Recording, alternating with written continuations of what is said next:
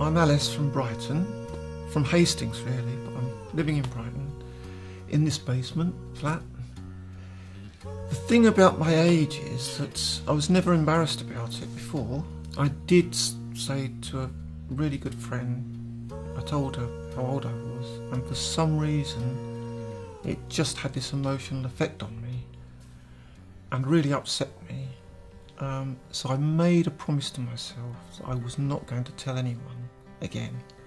Maybe I could have, should have come out and been honest with myself earlier, but I think in a real way when you transition, because you've got all of that life experience missing, you take a big jump back, a big leap back. It's just like being a teenager again. And emotionally, I know it's very adolescent and I know it's very immature, but my feelings are like, well, very young anyway. And they overwhelm me. And it's okay. It's okay. That's just got to happen. And it's not a bad thing. I've been openly transitioning now for, I don't know actually, 6-7 years. And I have LGBT switchboard in Brighton to thank for that, because I was just like a lot of other people, desperate, phoning around, looking on the internet, trying to find somebody other than Samaritans that could help me.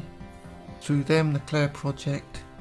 People know that I've got a lot of time for what the Clare Project does, because it was just like walking into you've been rescued from a sea by someone, being pulled out of the sea, just walking in and going, I went to see my GP, who was lovely, but totally unschooled and had no knowledge whatsoever. He just said, "Oh, Alice, I'm so upset for you. I really want to help, but I'm a novice in this. Tell me what you want." And he just switched his computer on and he just started typing referral letters to Dr. Curtis, and he said, I'll be here for whatever, but it's a learning curve for me too. Telling my kids was the most important thing, and telling them together was the most important thing. I didn't want either of them to feel that I was confiding in one and not the other one. And unfortunately, my daughter had been told by somebody else, and she'd been keeping it to herself and keeping all the worry to herself, because it was like a big worry, it's like. And a record came on the stereo, which is a song, "You and Me and Rain on the Roof" by the Loving Spoonful. And when she was a little girl, that became our song, because when she was a little girl, we were walking in the countryside, and it suddenly started piddling with rain, really belting down in the middle of the summer, beautiful day like today.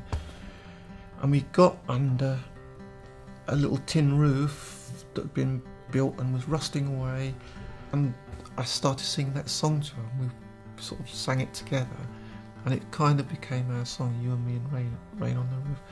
So when this song came on, poor girl, she just burst into tears, and so did I. And I knew then that somebody had told her. And Tom was great, because he understood that it wasn't out of this. He realised that I'd been trying to tell them together.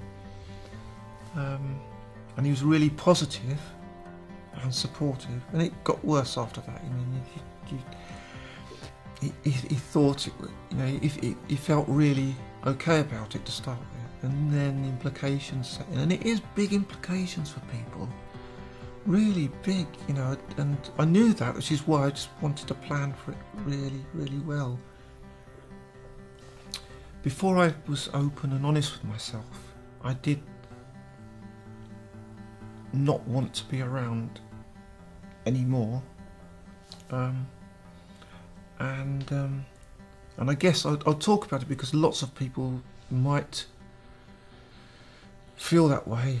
I do things like I'd walk into Hastings in my sort of previous life, and I'd get to the middle of the town and just have a panic attack, and I just think, what am I doing here? I don't know what I'm doing here.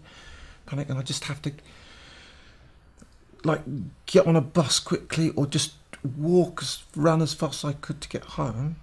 and just think it's all pointless, it's hopeless. What on earth am I doing here? Because I just didn't feel real. You know, being honest with yourself and how that affects other people's reaction to you for the better, and you feel you can be true to yourself. And the first time I really realised that, I was going down to the Clare Project to a writing group that was going on there, and I bought this lovely new skirt.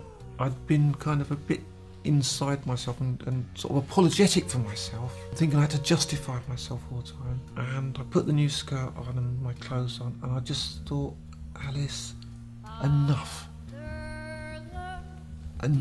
From now on, you're going to be you. And it doesn't matter if people look at you. They're going to look at you. They might look at your skirt. They might even think some nice things about you. But at least it's you. And as I banged the door of my flats shut behind me, it was just like this, a great weight went off me. And I walked down the street feeling like I was walking on air, and I just thought, yes, I mean, you know, I love the day. And I'd like to say I haven't looked back since. Don't be afraid and don't be ashamed, make your own world.